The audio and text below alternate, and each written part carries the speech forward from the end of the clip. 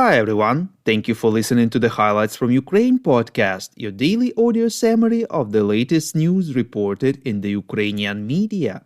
You can support us by rating the podcast on apps where you're listening to it: Apple Podcast, Google Podcast, Spotify, and others. This way more people would learn about the highlights from Ukraine and truth about Russia's invasion. My name is Artem, and here is the news. For 431 days, Ukraine stands strong against the forces of the Russian invasion.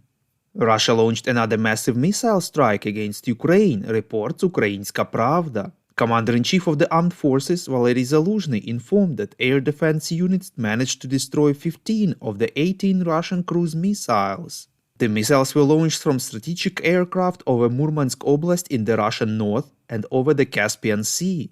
In the Dnipro region, 25 people, including 3 children, were injured. Local authorities informed that an industrial facility was damaged in the city of Pavlograd. 18 multi-story residential buildings, 25 private houses, 6 schools and preschool education institutions, and 5 shops were damaged in a residential area.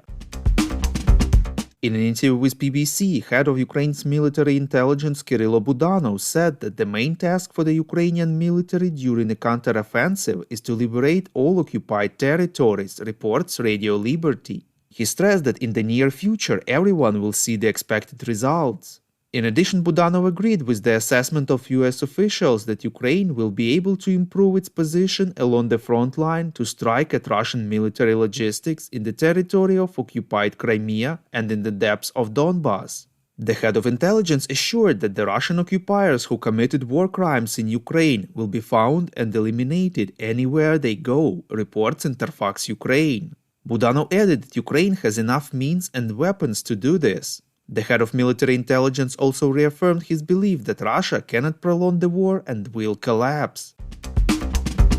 Ukraine's Deputy Defense Minister Hanna Maliar informed that over the course of the past week, Russian forces were able to make insignificant gains in some areas, but Ukraine's defense forces regained their positions, reports ICTV. In particular, the enemy's offensive continued on 3 fronts: Bakhmut, Avdiivka, and Mariinka, Donetsk Oblast. Maliar said that Russian forces are continuing to conduct offensive operations on the Bakhmut front, with intense fighting underway in the city itself. The Ukrainian military are repelling countless attacks and even counter-attacking in some areas. Bakhmut's defenders are successfully achieving their goals. At the same time, Ruslan Muzychuk, spokesman of the National Guard, said that combat clashes between the armed forces of Ukraine and the Russian occupiers sometimes occur at distances of less than 50 meters. Pope Francis said that the Vatican is participating in a peace mission to try to end the conflict between Russia and Ukraine, reports Ukrainska Pravda. He said that this mission is not public yet and thus he can't provide more details. Pope Francis stressed that peace is always achieved by opening channels, not by closing. Ukrainian volunteers are developing a people's missile called Trembita, reports Militarny. The work is conducted by the engineers from the Pars Volunteer Design Bureau and with the participation of volunteers from the civic movement Vitsich. The designers plan to create a small cruise missile with a pulse jet engine.